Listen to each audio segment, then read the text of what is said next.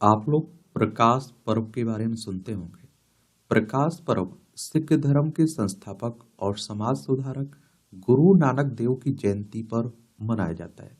और इसे प्रकाश पर्व के रूप में इसलिए मनाया जाता है क्योंकि उन्होंने लोगों को अंधकार से प्रकाश की ओर ले जाने का प्रयास किया था। तो गुरु नानक देव के बारे में एक सामान्य जानकारी रखा करिएगा, भक्ति आंदोलन के बारे में जान लिया करिएगा और गुरु नानक की शिक्षाओं के बारे में भी एक सामान्य जानकारी रखिएगा। और गुरु नानक देव जी के जो अनमोल वचन हैं उनके बारे में याद रखा करिएगा। और सिख गुरु उनके प्रमुख योगदान क्या क्या हैं उनके बारे में याद रखा करिएगा। इस तरह के टॉपिक से आपके एग्जाम में क्वेश्चंस पूछ लिए जाते हैं, चाहे आप लोग सिविल सर्विस एग्जाम की तैयारी कर रहे हो, स्टेट पीसीएस एग्जाम की तैयारी करें या फिर किसी वनडे एग्जाम की तैयारी करें। मैं इसीलिए तो कहता हूँ जिस भी एग्जाम की तैयारी करें उसके पुराने क्वेश्चंस पेपर और सिलेबस उठाकर जरूर देखा करिएगा।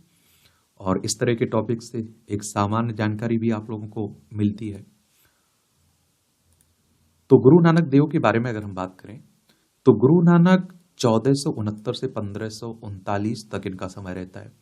इनका जन्म 1469 में पाकिस्तान में लाहौर के पास तलवंडी गांव में हुआ था। पाकिस्तान पहले हमारा हिस्सा हुआ करता था, 1947 में हमसे अलग हुआ था। लद्दाख, जम्मू कश्मीर, पंजाब, राजस्थान, गुजरात, अभी हमारे 5 राज्यों की सीमा लगती है पाकिस्तान से। वह 10 सिख गुरुओं में से प्रथम थे। उन्होंने लोधी प्रशासन में सुल्तानपुर में क्लर्क के रूप में कार्य किया था।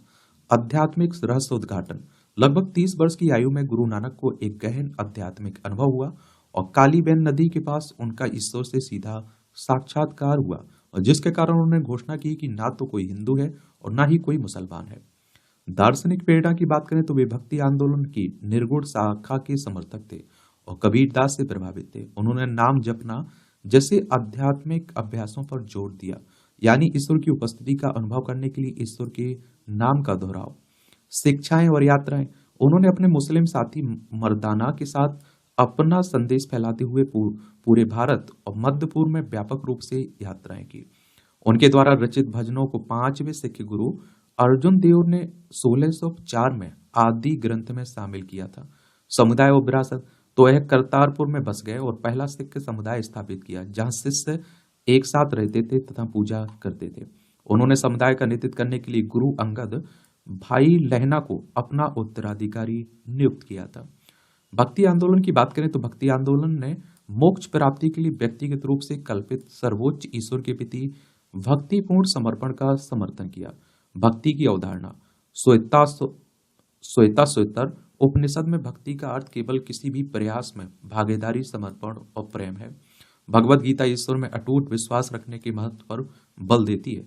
उत्पत्ति की बात करें तो भक्ति आंदोलन दक्षिण भारत में 7वीं और 8वीं शताब्दी के दौरान नए नारों शिव के भक्त तथा अलवारों विष्णु के भक्त द्वारा शुरू हुआ था। यह आंदोलन दक्षिण भारत से उत्तर भारत तक फैल गया और जिसमें संतों द्वारा अपनी शिक्षाओं के संप्रेषण के लिए स्थानीय भाषाओं के प्रयोग से सहायता मिली। सामाजिक और धार्मिक सुधार, तो भक्ति संतों ने जाति, वर्ग या फिर धर्म की परवाह किए बिना सभी मनुष्यों की समानता का उपदेश दिया। प्रमुख भक्ति संत, भक्ति आंदोलन से जुड़े संतों में रामदास, मीराबाई, तुलसीदास, नामदेव, तुकाराम, रामानुज, कबीर, नानक और अन्य शामिल हैं। कबीर और गुरु नानक ने हिंदू तथा इस्लामी दोनों परंपराओं से प्रेरणा लेकर हिंदुओं व मुसलमानों के बीच की खाई को पाटने में महत्वपूर्ण भूमिका निभाई। और गुरु नानक की शिक्षाएं क्या थी? तो एक ओंकार, एक ईश्वरवाद। गुरु नानक ने इस बात पर बल दिया कि ईश्वर एक है जो सर्वव्यापी है और सभी मनुष्य उसी एक ईश्वर की संतान है। नाम जप, ईश्वर का नाम जपना। उन्होंने अंधकार को दूर करने और शांति और खुशी लाने तथा दया एवं प्रेम के मूल्यों को विकसित करने के लिए ईश्वर के नाम के स्मरण और जप करने को महत्व दिया। ईमानदारी से कार्य करना, गुरु नानक ने ईमानदारी से कार्य करने के साथ उचित साधनों के माध्यम से कमाई करने के महत्व पर बल दिया। उन्होंने ईमानदारी से किए गए कार्य को संतुष्टि की भावना और आत्मविश्वास का पूरक बताया। वंड छको, वितरण और सेवा, उन्होंने सामाजिक समानता और करुणा को बढ़ावा देने के क्रम में अपनी आय के एक भाग को जरूरतमंदों के बीच बांटने की प्रथा को महत्व दिया। अन्य धर्मों के प्रति दृष्टिकोण, गुरु नानक सभी धर्मों का सम्मान करते थे और मानते थे कि सभी मनुष्य समान है तथा वे धार्मिक मतभेदों के आधार पर निर्णय को अस्वीकार करते हैं। वेद, कुरान और बाइबल जैसे ग्रंथों की गहरी समझ के साथ उन्होंने प्रत्येक धर्म के प्रति समान सम्मान को महत्व दिया। मूर्ति पूजा, तो नानक ने मूर्ति पूजा को अस्वीकार किया। उनका मानना था कि भगवान को मूर्ति में नहीं पाया जा सकता। उन्होंने सिखाया कि भगवान अनंत हैं तथा वह मानवीय शब्दों, प्रतीकों या फिर रूपों से परे हैं। उन्हें मानव निर्मित मूर्तियों द्वारा परिभाषित नहीं किया जा सकता है। गुरु नानक भक्ति आंदोलन की निर्गुण निराकार ईश्वर शाखा के मुख्य प्रस्तावक थे। और मोक्ष, तो गुरु नानक का मानना था कि अच्छे कर्म आत्मा को शाश्वत आत्मा में विलीन होने में मदद करते हैं, जबकि बुरे कर्म इसमें बाधा डालते हैं। और ईश्वर के नाम का ध्यान मोक्ष, जिसका अर्थ है कि पुनर्जन्म से मुक्ति और ईश्वर के साथ मिलन की कुंजी।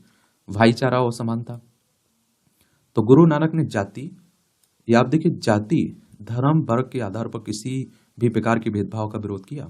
वह सभी लोगों के बीच अंतर्निहित समानता में विश्वास करते थे। उपदेश देते थे कि सभी को समान प्रेम और सम्मान मिलना चाहिए। भौतिकवाद से लगाव, तो उन्होंने भौतिक संपत्ति के प्रति आसक्ति के खिलाफ वकालत की थी तथा एक न्यायपूर्ण समाज के निर्माण के क्रम में आध्यात्मिक विकास के साथ ईश्वर के प्रति समर्पण को प्रोत्साहित दिया। महिलाओं के प्रति सम्मान, महिलाओं की समानता और सम्मान को बल देने के साथ उनकी गरिमा और उनके साथ समान व्यवहार का समर्थन किया। गुरु नानक देव जी के अनमोल वचन, तो यदि आप अपना मन शांत रख सकें तो आप दुनिया जीत लेंगे। केवल वही बोलें जिसमें आपको सम्मान मिले। अपनी आय के 10वें हिस्से को दान करना चाहिए तथा अपने समय के 10वें हिस्से को ईश्वर की भक्ति में लगाना चाहिए। हमेशा दूसरों की मदद करने के लिए तैयार रहें, क्योंकि जब आप किसी की मदद करते हैं तो भगवान आपकी मदद करते हैं। केवल वही व्यक्ति ईश्वर पर विश्वास कर सकता है जो स्वयं पर विश्वास है। सिख गुरु और उनके प्रमुख योगदान, तो एक गुरु नानक देव, इनका समय रहता है 1469 से 1539।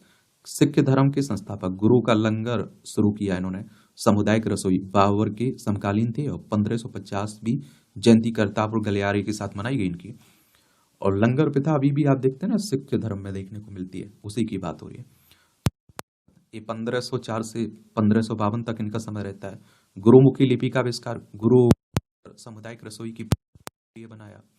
गुरु अमरदास, इनका 1479 से 1574 तक रहता है। आनंद कारज विवाह की शुरुआत की। सती प्रथा और पर्दा प्रथा को समाप्त किया। अकबर के समकालीन थे।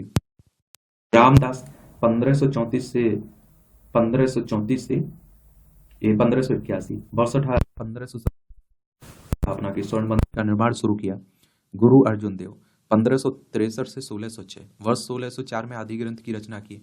स्वर्ण मंदिर का निर्माण पूरा किया। जहांगीर द्वारा इसका निर्माण कराया गया। गुरु हरगोबिंद 1594 से 1644 सिखों को एक सैन्य समुदाय में परिवर्तित किया। अकाल तख्त सिख धर्म की धार्मिक सत्ता का मुख्य केंद्र की स्थापना की। जहांगीर और शाहजहां के विरुद्ध संघर्ष किया इन्होंने।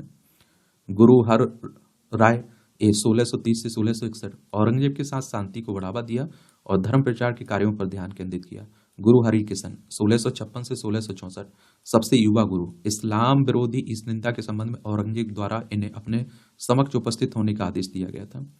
गुरु तेग बहादुर 1621 से 1675 आनंदपुर साहिब की स्थापना की। और गुरु गोविंद सिंह 1666 से 1708 वर्ष 1699 में खालसा पंथ की स्थापना की। और इन्होंने एक नया संस्कार पाहुल शुरू किया। ये मानव रूप में अंतिम सिख गुरु थे और इन्होंने गुरु ग्रंथ साहिब को सिखों के गुरु के रूप में नामित किया था। तो इतनी जानकारी जरूर रखिएगा। अब आपका कोई सवाल हो, मेरे लिए सुझाव हो, तो आप लोग जरूर बता सकते हैं। धन्यवाद।